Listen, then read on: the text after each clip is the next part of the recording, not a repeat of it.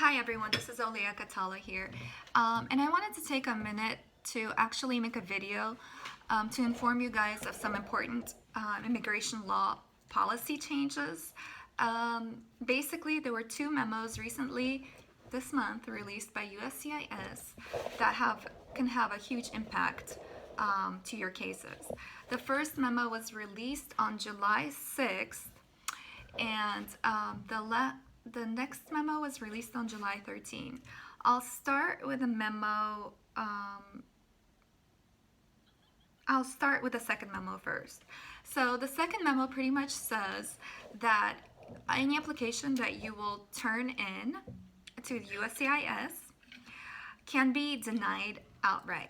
So for example, if you submit an application and it's deficient for some reason, lacking evidence, or there's an error or anything of that sort, USCIS is now allowed to outright deny your application altogether. So this is different from how it was before, because before you would be issued what's called a request for evidence. It's abbreviated RFE. And RFE basically would tell you, it would come on a pink sheet of paper, and it would tell you what documents you're missing or what errors you need to fix, and they would give you a certain amount of time to fix those errors. And then you can submit your documents or explanation of your errors, and they could review your application over again and then come up with a decision whether, to deny or basically grant you your application benefit. Now, like I said, it's different because the consequences are great now. If you have an error, it's in their discretion whether to just send you notice that it's denied. Your fee is not going to be returned to you, and you would maybe possibly have to redo that. You would have to redo the application. Now, this kind of morphs into the first memo that I wanted to talk to you about, or the one that was released actually on July 6th. I wanted to speak with you about that one because this one applies to those who are undocumented or out of status, okay? So if you turn in your application and it's deficient for some reason, what happens is it gets denied, but now USCIS will issue you an NTA. NTA stands for a Notice to Appear, and it's a document initiating removal proceedings against you. So you would be put in immigration court for removal proceedings, where you go in front of the judge, and the judge decides whether you get to stay in the United States or you get deported. This is huge because the consequences are so great. So you mess up on an application, you could be put in removal court. So I just wanted to relay this information, and I wanted to ask you guys to please make sure you know who's doing your applications, to make sure they're qualified, to make sure they know the consequences. And if you're doing it yourself, you sure better know how to do the entire process, because I don't think there are second chances on this at this point. Removal court is something that's very serious, and you could be potentially deported, especially if you don't have any relief in removal court, okay? In the past,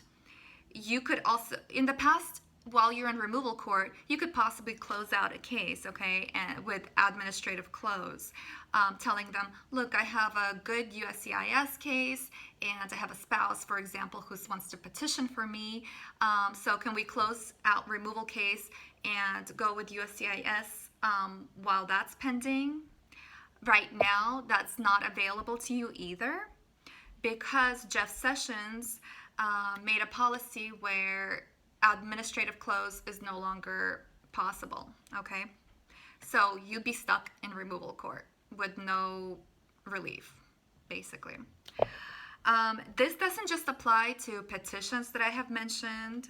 This also applies to VAWAs, and it applies to U visa applications, which it boggles my mind because it completely goes against the congressional intent of a U visa. You know how a U visa allows a victim to feel safe to report a crime to law enforcement. Well, now they won't be able to do so, or they will be scared to do so. So this has huge consequences. I want you to know, if you have a U visa case and you think it's a good case, I want you first to go to a qualified person, an attorney, or somebody that's qualified, and make sure that it's a strong case. Because if your U visa is denied, you could be put in removal proceedings as well. Okay, and I know we did a video before about notarios and how you got to be cautious with them. Well, right now you got to be more cautious than ever with them. Okay, make sure they know what they're doing, because before the consequences were you lose a fee. Now the consequences are you get deported, and this is a new thing. This hasn't come up before. This has kind of set a lot of attorneys in panic. Basically, we're trying to ask all the immigrants, undocumented people, or people out of status to please pay attention, because you don't want this to jeopardize your case. Okay, I think that is all the information that I have that I wanted to mention. If you guys have any questions or concerns or anything, you're always welcome to comment. You're welcome to share this video. I think it's one of those videos that is very important, and a lot of useful information, and people need to be aware. Okay, a lot of people are not aware because it's not made public. I'm trying to post all the important news on my page, on our Facebook page. I think I mentioned I've posted some articles that talk about this as well, but I wanted to make a video so that it's more personalized and you guys could actually hear it for yourself.